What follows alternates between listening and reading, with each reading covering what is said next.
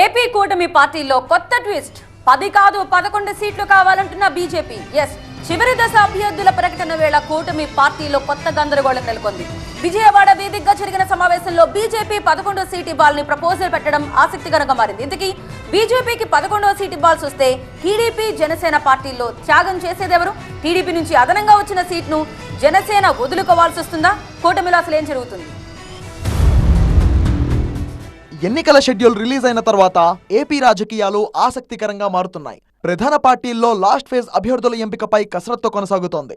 ముఖ్యంగా కూటమి పార్టీల్లో అభ్యర్థుల ఎంపిక వ్యవహారం తలనొప్పిగా తయారవుతోంది. ప్రకటించాల్సి ఉన్న సీట్లు కొన్ని అయినప్పటికీ ఆ సీట్ల వ్యవహారమే ఇప్పుడు కూటమి పార్టీలకు ఒక ఛాలెంజ్ గా మారింది. ఇక పొత్తులో భాగంగా 10 అసెంబ్లీ 6 పార్లమెంట్ సెగ్మెంట్లో పోటీకి అంగీకరించిన బీజేపీ తాజాగా మరో సీటుపై కన్నేయడం ఇప్పుడు చర్చనీయాంశంగా మారింది. కమలం పార్టీలో ఏం జరిగిందో గానీ 10 కాదు 11 అసెంబ్లీ సీట్లు కావాలని పట్టుబడుతున్నారు. దాంతో బీజేపీకి మరో సీటు తప్పక కేటాయించాల్సి వస్తే జనసేన టీడీపీలో ఎవరో ఒకరు త్యాగం చేయబోతున్నారన్న చర్చ మొదలైంది.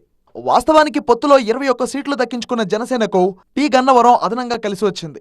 దాంతో కూటమి లెక్కల ప్రకారం జనసేనకు ఒక సీట్ ప్లస్ అయింది. ఈ క్రమంలో ఇప్పటి వరకు జనసేన పోటీ చేసే 18 చోట్ల క్లారిటీ రాగా మరో 3 అసెంబ్లీ స్థానాలు పెండింగ్ లో ఉన్నాయి.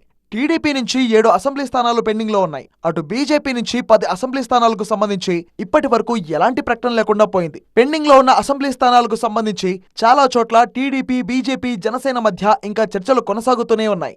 ఇలాంటి సమయంలో కూటమి ఒప్పందంలో కేటాయించిన 10 ఎమ్మెల్యే స్థానాలతో పాటు మరోటి బీజేపీ అదనంగా కోరుతుండడం ఇప్పుడు కూటమిలో కాకరేపుతోంది. పాలకొండ, అవనిగడ్డ, విశాఖ సౌత్ జనసేనకు కేటాయించిన ఇప్పటి వరకు ఆ స్థానాల్లో అభ్యర్థులను ప్రకటించకపోవడంతో బీజేపీ మెట్టుదిగిన పక్షంలో ఆ మూడింటిలో ఏదో ఒక స్థానం త్యాగం చేయాల్సి రావచ్చు. కానీ జనసేన సీటు కోల్పోయినా టీడీపీకే నష్టమన్నట్లుగా ఉంది పరిస్థితి. ఈ లెక్కన కూటమిలో ప్రధాన పార్టీ అయిన టీడీపీనే ఒక సీటు లాస్ కావాల్సి వస్తుంది. ఇదిలా ఉంటే అభ్యర్థుల ప్రకటన చివరి దశలో ఉండగా బీజేపీ సడన్ గా ఒక సీట్ ఎక్స్ట్రా ఎందుకు అడుగుతోంది అన్నది కూడా ఇప్పుడు చర్చకు దారితీస్తుంది. అసలు బీజేపీ కోరుతున్న సీట్ ఎవరి కోసం, ఆ 11వ స్థానం ఎక్కడి నుంచి ఆశిస్తోంది అనే ప్రశ్నలు ఇప్పుడు తెరపైకి వస్తున్నాయి. అయితే బీజేపీలో 3-4 సీనియర్లకు టికెట్ దక్కలేదు. ఆయా నేతలు బీజేపీ అధిష్టానంపై గుర్రుగా ఉన్నారు. ఈ క్రమంలోనే రాజమండ్రి పార్లమెంట్ పరిధిలో ఒక సీటు ఇస్తే దాన్ని బీజేపీ సీనియర్ నేత సోము వీర్రాజు కేటాయించినట్టు తెలుస్తోంది. దాంతోపాటు అనపర్తికి బదులు రాజంపేట సీట్ను కూడా బీజేపీ నేతలు కోరుతున్నట్టు ప్రచారం జరుగుతోంది. ఈ నేపథ్యంలోనే బీజేపీ అదనంగా కోరుతున్న సీటును టీడీపీ, జనసేనలో ఎవరో ఒకరు ఖచ్చితంగా త్యాగం చేయాల్సి ఉంటుంది. ఇప్పటికే జనసేన సీట్లు 24 నుంచి 21కి తగ్గాయి. కూటమి కోసం 3 స్థానాలను జనసేన పార్టీ వదులుకుంది. అనుకోని పరిస్థితుల్లో పి గన్నవరం అదనంగా వచ్చి జనసేనకు చేరింది. అయితే అదనంగా వచ్చిన ఆ సీటు బీజేపీ కోసం ఎక్కడ త్యాగం చేయాల్సి వస్తుందో అన్న భయం మళ్లీ జనసేన పార్టీ ఆశావహులను వెంటాడుతోంది.